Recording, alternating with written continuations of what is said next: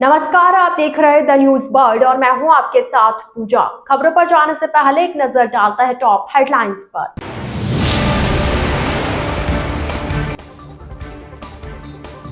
Pension लेने आए बुजुर्ग के थैले से चीरा लगाकर 48,000 पार।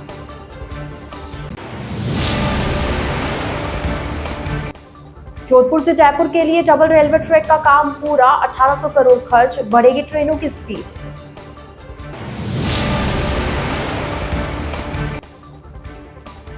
कांग्रेस नेताओं का पुलिस पर सौतेले व्यवहार व एक पक्षीय कार्रवाई का आरोप।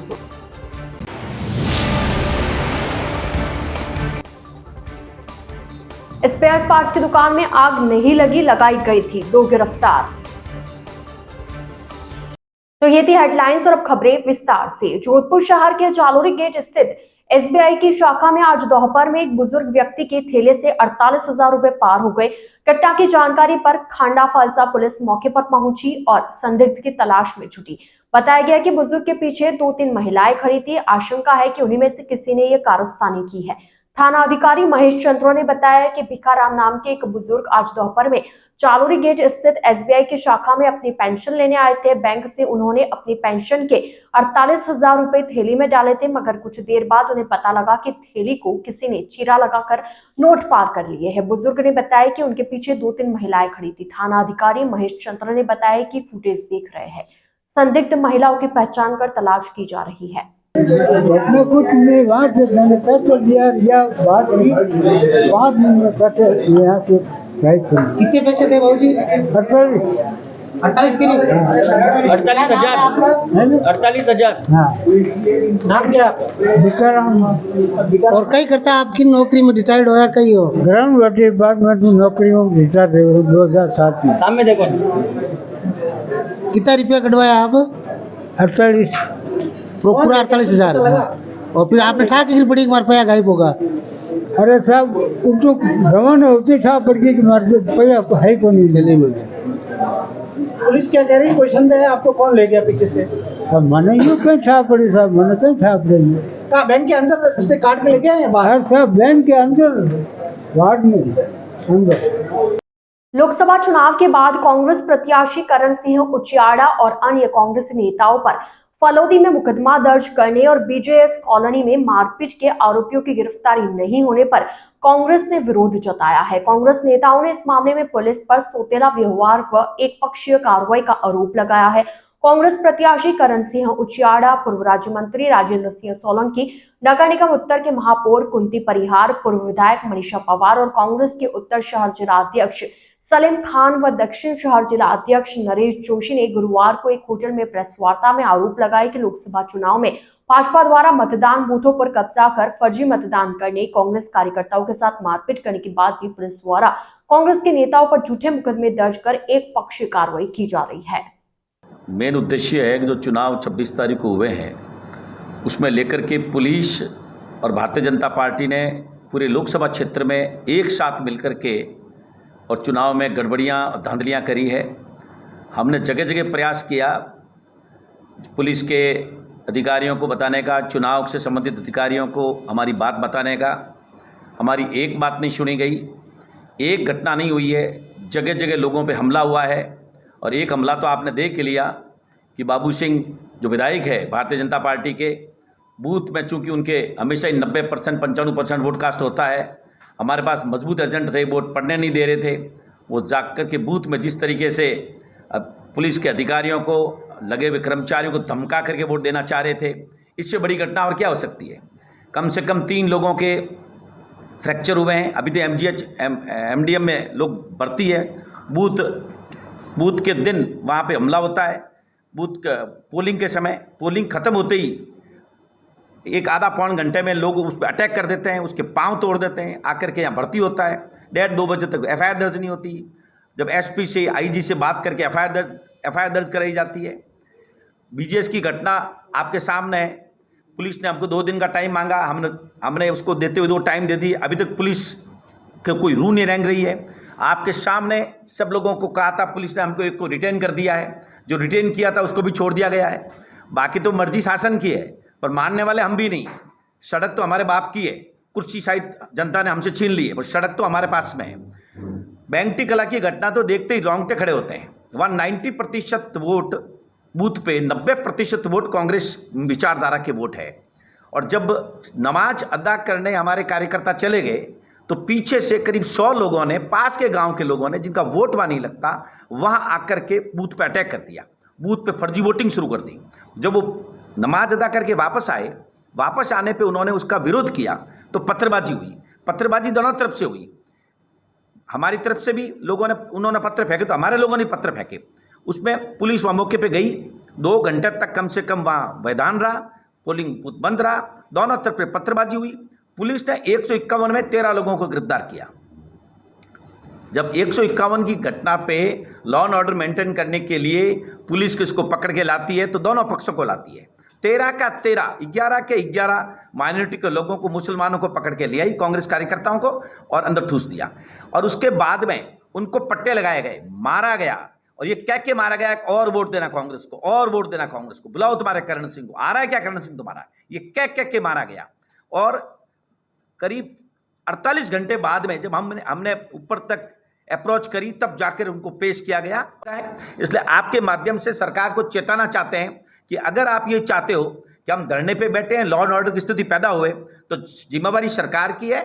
हम किसी भी कीमत पर यह अत्याचार सहन नहीं करेंगे और हम सड़कों पर उतरेंगे, जिसकी जिम्मेवारी संपूर्ण रूप से सरकार की होगी। हुए थे वहाँ जगह जगह भारतीय जनता पार्टी ने पुलिस के साथ मिलकर के जो धांधलियाँ करी है और हमारे लोगों को, एजेंटों को पीटा है, जगह जगह मारपीट करी है और एक तरफा पुलिस ने कार्रवाई करी है, जिसके लिए आज हमने प्रेस कॉन्फ्रेंस करी है। पिछले दिनों बैंगटी कला गांव में, जहां 90% कांग्रेस विचारधारा के वोट है, पड़ोसी गांव के लोगों ने आके हमला कर दिया, पत्थरबाजी करी, दोनों तरफ से पत्थरबाजी हुई। पुलिस ने एक तरफा कार्रवाई करते हुए मात्र 11 लोगों को, कांग्रेस कार्यकर्ताओं को पकड़ के ले आई, उनको रात भर ठोका, 2 दिन तक उनको 151 में पेश नहीं किया। और जब हमने जाकर के एसपी से बात करी तो हमसे और धरना दिया तो उन्होंने समझौता किया कि हम अब आपका इसका अरेस्ट नहीं करेंगे और हम लोग जांच करके अरेस्ट करेंगे। हमारी तरफ से एफआईआर दी गई, उसको दर्ज नहीं करी, उन्होंने कहा दर्ज कर देंगे। जिस पुलिसकर्मियों ने ठोका और कुछ कार्यकर्ताओं के नाखून उखाड़ दिए, उनको कहा गया कि हम इसको लाइन हाजिर कर देंगे। पुलिस वादा करके मुकर गई है और हम इसलिए आपके बीच में वापस आए हैं। और यहाँ पे जो बीजेएस का घटना है, बीजेएस वाली घटना, उसमें भी पुलिस ने अभी तक कुछ कार्रवाई करी नहीं है। आपके मार्फत प्रशासन को चेताना चाहते हैं कि अगले 2-3 दिन में आप कानूनन और हमको न्याय प्रदान कर दें, अन्यथा हम सड़कों पर उतरेंगे और कानून की अव्यवस्था हुई तो आप जिम्मेवार होंगे। जोधपुर का रेलवे ट्रैक अब जयपुर तक के लिए डबलिंग हो गया है। इससे जोधपुर से जयपुर जाने वाली ट्रेनों को अब क्रॉसिंग के वक्त दूसरी ट्रेन के गुजरने का इंतजार नहीं करना पड़ेगा। इससे ट्रेनों की स्पीड बनी रहेगी, साथ ही जयपुर पहुंचने में समय भी कम लगेगा। इसी माह जयपुर से जोधपुर के बीच भी इलेक्ट्रिफिकेशन का काम पूरा हो जाएगा। इसके चलते वंदे भारत व वंदे भारत स्लीपर ट्रेनों समेत अन्य रेलगाड़ियों के इस रूट पर चलने की संभावना बढ़ गई है। जयपुर से जोधपुर के बीच ट्रैक के डबलिंग का काम पूरा होने के बाद अब जोधपुर जयपुर से जोधपुर व जोधपुर से गुजरात होते हुए महाराष्ट्र तक डबल लाइन से जुड़ गया है। जोधपुर मंडल में अब इलेक्ट्रिफिकेशन का काम भी सिर्फ फुलेरा से मकराना के बीच ही बचा है।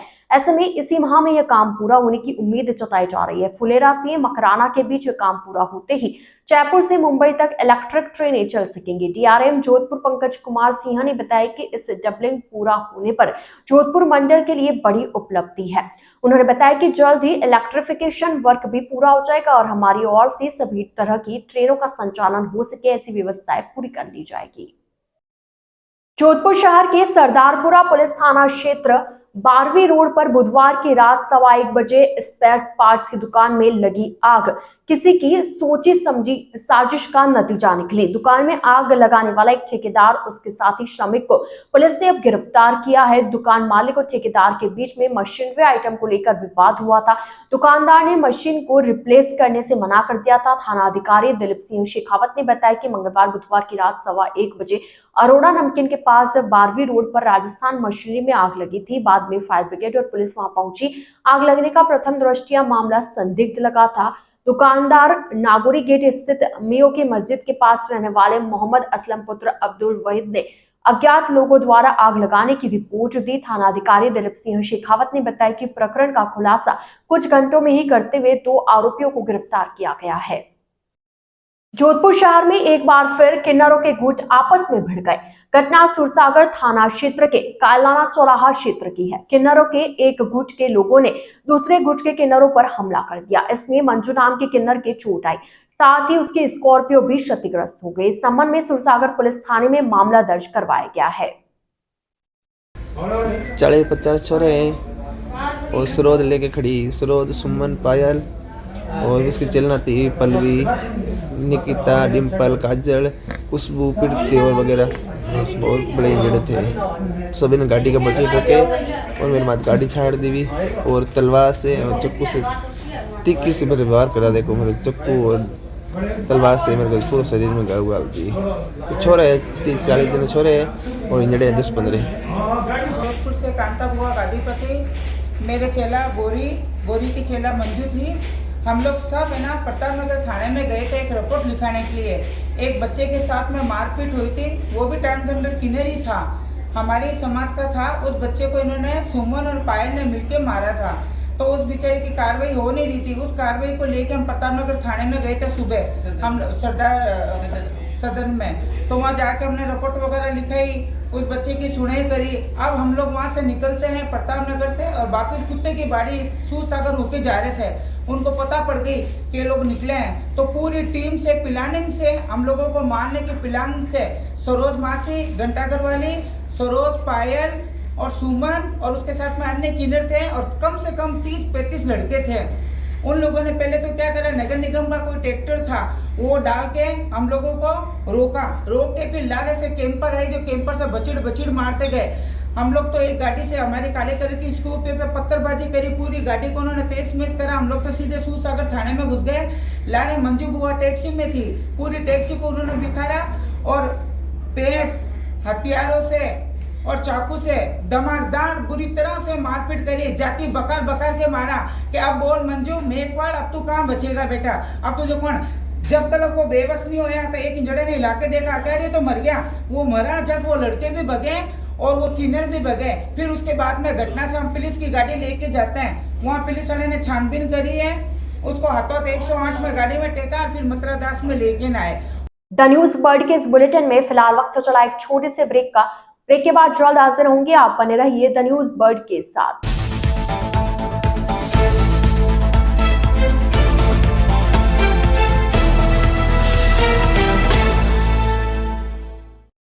ब्रेक के बाद आपका स्वागत है। जोधपुर शहर में चल रही भीषण गर्मी के दौर में अब दूध की मांग भी कम होने लगी है। अभी शादी, विवाह आदि समारोह भी नहीं हो रहे, साथ ही दूध की खपत कम होने से दूध विक्रेता चिंतित होने लगे हैं। भीतरी शहर में चौहटे पर दूध की आवक भरपूर है, मगर ग्राहक को दूध विक्रेता तरस रहे हैं। दूध विक्रेता एवं खांडा फलसा विकास समिति के कोषाध्यक्ष भीकाराम भाटी ने बताया कि इन दिनों दूध की खपत बहुत कम हो रही है। गर्मी में दूध का उठाव नहीं है। दुकानदारों के यहाँ पर ग्राहक के नहीं होने से हमारे यहाँ पर भी दूध नहीं बिक रहा है। दूध बाहर से बहुत आता है। इस बार अखा तीज पर भी शादियां नहीं है। उन्होंने बताया कि दूध को लेकर इस बार हालत बहुत खराब है। भावों में 1-2 रुपए का फर्क आता है। अधिकतर भाव 40-45 रुपए तक रह सकता है।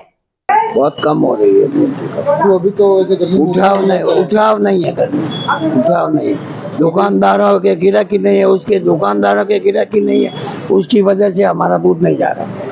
और दूध बाहर से भी बहुत आता है, बाहर से बहुत आता है। जाने वाली है नहीं, आका तीज में प्याज नहीं है सर, निर्जला एकादशी आएगी तो इसको कुछ अगर कोई ₹1-2 रुपये का फर्क पड़े तो दूध लेवा नहीं है। अधिकतम भाव क्या हो सकता है? हालत बहुत खराब है हमारी। अभी इसका भाव का अधिकतम भाव क्या हो सकता है? अधिकतर 40-45 बत्ता नहीं होना। नहीं 10 के बाद लस्सियाँ भी बन रही है, बहुत कोई समझे नहीं, उठाव नहीं है, लोग ले नहीं दिया दूध। जोधपुर राजस्थान हाईकोर्ट के हेरिटेज परिसर में महिला अधिवक्ताओं के लिए सुविधाओं का अभाव है। कोर्ट परिसर में महिला सुविधाएं उपलब्ध करवाने सहित अन्य मांगों को लेकर राजस्थान हाईकोर्ट एडवोकेट्स एसोसिएशन द्वारा गुरुवार को जिला कलेक्टर गौरव अग्रवाल एवं जिला व सेशन न्यायाधीश जोधपुर महानगर को प्रतिवेदन प्रेषित कर निवेदन किया गया।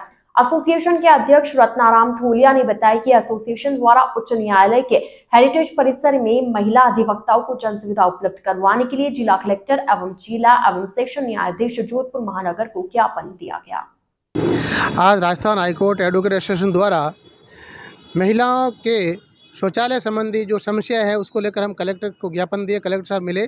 महिलाओं के शौचालय के लिए कोर्ट में बहुत कम संख्या है और जब से ये कोर्ट बना है तभी से एक शौचालय बना हुआ है डीआरडी हॉल के पास, जिसकी वो बहुत कम है और उसकी भी समय से ना तो सफाई होती है ना उनको रख रखाव है। इसलिए हमने निवेदन किया उसका भी सफाई कराए, रख रखाव करें और उसके अलावा 2-3 शौचालय की जगह और स्थापित किया जाए ताकि महिलाएं, क्योंकि पहले महिलाएं बहुत कम संख्या में बहुत कम थी, अब महिला अधिकता काफ़ी संख्या में है और आने जाने वाले क्लाइंट महिलाएं हैं, उनको भी समस्या का सामना करना पड़ता है। उन्हीं को मद्देनजर रखते हुए हम कलेक्टर साहब से मिले कि हमें ये इस समस्या से निजात दिलाई जाए। इसके अलावा पार्किंग व्यवस्था है। पार्किंग व्यवस्था के लिए अधिवक्ताओं की गाड़ियाँ, कार, बाइक जो सही ढंग से खड़ी नहीं हो पाती है क्योंकि उनकी पार्किंग समस्या है। इसलिए हमने कलेक्टर साहब से मिलके हमने अनुरोध किया कि डीआईजी हॉल के सामने जो मोबाइल कोर्ट सामने पार्किंग है वो केवल अधिवक्ताओं के लिए भी खुली किया जाए, तो ताकि अधिवक्ताएं अपनी पार्किंग व्यवस्था में आराम से यूज़ ले सके और अपने वाहन वहाँ खड़े करें तो वाहन सुरक्षित रहें। उसके अलावा कंज्यूमर फॉर्म जो स्टेट फॉर्म है, अब उसको हाईकोर्ट के आदेश अनुसार जोधपुर में स्थापित परमानेंट कर दिया गया है, जिसके लिए बिल्डिंग की कमी है। तो हमने कलेक्टर साहब अनुरोध किया कि डीआईजी हॉल के जो पीछे जो पार्किंग है वो इसको स्टेट फॉर्म को दे ताकि स्टेट फॉर्म उस पर आरसीसी करके ऊपर बिल्डिंग बन जाए, नीचे पार्किंग यथावत अपनी जगह रह जाए। इन समस्याओं लेकर हम कलेक्टर साहब मिले, उन्होंने हमें हर समस्या को जल्द से जल्द समस्या निवारण करने के लिए आश्वासन दिया। सूर्यनगरी के सारथी ट्रस्ट की मैनेजिंग ट्रस्टी और पुनर्वास मनोवैज्ञानिक डॉक्टर कृति भारती ने MNIIT इलाहाबाद के टेक्नोफेस्ट को संबोधित करते हुए युवाओं को जेंडर के डर और भेद को मिटाकर शोषण मुक्त समाज का निर्माण करने का आह्वान किया। डॉक्टर कृति भारती ने देश के विभिन्न IIT के प्रतिभागियों की मौजूदगी में कार्यक्रम को बतौर विशिष्ट अतिथि संबोधित करते हुए कहा कि बच्चों के जन्म के साथ ही जेंडर का डर जन्म ले लेता है, फिर जैसे जैसे बच्चियां बड़ी होती है ये जेंडर का डर बढ़ता जाता है, बाद में यही जेंडर का डर छेड़छाड़, यौन शोषण, बाल विवाह, दहेज का विकराल रूप ले लेता है। डॉक्टर कृति ने विरोध और एडजस्टमेंट के बारे में कहा कि बेटियों को खुद यह सीमा निर्धारित करनी होगी कि किस स्तर तक एडजस्टमेंट किया जाना है और उसके बाद विरोध मुखर करना है। डॉक्टर कृति भारती ने MNIIT के स्पेशल सेगमेंट GNO टॉक में खुद के बचपन के संघर्ष को बाहर निकालकर सेवियर बनने तक का सफर बताया। और भारत राष्ट्र भारती हूँ, भारत की बेटी हूँ, तो वंदे मातरम के साथ हम इसको समाप्त करेंगे। साथ देंगे आप सभी मेरा? तो मेरे साथ कहेंगे वंदे मातरम, वंदे वंदे। जोधपुर शहर के सूरसागर स्थित राजकीय कन्या महाविद्यालय में विद्यार्थियों ने मई दिवस मनाया। इसमें स्नातक कोर्सेज के सेमेस्टर की कक्षाओं के साथ व्यक्तित्व निर्माण के लिए ज्ञान सागर कार्यक्रम का आयोजन किया गया। इस अवसर पर डॉक्टर प्रकाश चारण ने श्रमिकों के श्रम साध्य जीवन शैली को सलाम करते हुए उनके द्वारा किए जाने वाले विविध प्रकार के कार्यों की समाज में महत्वता पर चर्चा की एवं श्रमिकों के प्रति संवेदनशील नजरिए का आह्वान किया। वहीं प्राचार्य प्रोफेसर डॉक्टर अरुण व्यास ने मई डे पर कहा कि जलवायु परिवर्तन के दौर में श्रमिकों के कार्यस्थलों पर सुरक्षा के मापदंडों पर विशेष ध्यान रखने की आवश्यकता है और इस पर कोई समझौता नहीं किया जाना चाहिए। डॉक्टर व्यास ने कहा कि इसके अलावा श्रमिकों के स्वास्थ्य को लेकर भी नियोक्ता को संवेदनशील रहना चाहिए। उन्होंने खनन क्षेत्र में सुरक्षा के मापदंडों में खामियों की वजह से खदानों में होने वाली दुर्घटनाओं और सिलिकोसिस से पीड़ित श्रमिकों पर चिंता जताई। मजदूर को देखते हो, अगर उस मजदूर को देखकर आपके मन में ये भाव आता है ना, ये तो मतलब वो नीचा है या इसका ये तो कुछ नहीं है इसलिए कम थे पर लगा हुआ है या ये कुछ नहीं है, तो आप उससे भी ज्यादा नीचे हैं। आप ये समझिए कि ये मेहनत कर रहा है तब जिस सुख सुविधा में हम बैठ रहे हैं, किसी मजदूर ने इसको बनाया होगा। अगर मजदूर ही नहीं होते तो ये भवन ही नहीं बनता। तो आप ये सब चीजें जो है उनके प्रति हमारे मन में एक भाव आना चाहिए और इसीलिए कहा गया कि हम मजदूरों को उस दृष्टि से नहीं देखें, क्योंकि सिर्फ पूंजीपति जो युग आया पूंजीवाद का, इसमें जिसके पास पैसा है वो श्रेष्ठ है, समाज में उसी का नाम है, वो नहीं है। आप उन मजदूरों को देखो जिन्होंने अपनी मेहनत से इस दुनिया को बढ़ाया और एक तरह से देखा जाए तो पूरी सृष्टि जो है उस मजदूरी पर निर्भर है। द न्यूज वर्ल्ड के इस बुलेटिन में फिलहाल के लिए इतना ही। आइए चलते चलते एक बार फिर नजर डालते हैं आज की टॉप हेडलाइंस पर।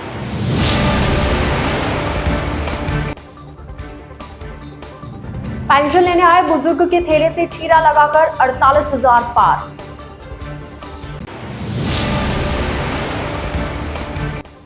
जोधपुर से जयपुर के लिए डबल रेलवे ट्रैक का काम पूरा, 1800 करोड़ खर्च, बढ़ेगी ट्रेनों की स्पीड।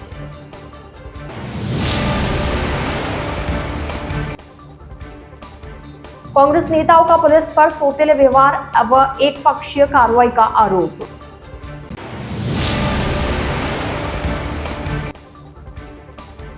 स्पेयर पार्ट्स की दुकान में आग नहीं लगी, लगाई गई थी, 2 गिरफ्तार। तो अब दीजिए इजाजत पूजा को और आप इसी तरह बने रहिए द न्यूज बर्ड के साथ। नमस्कार।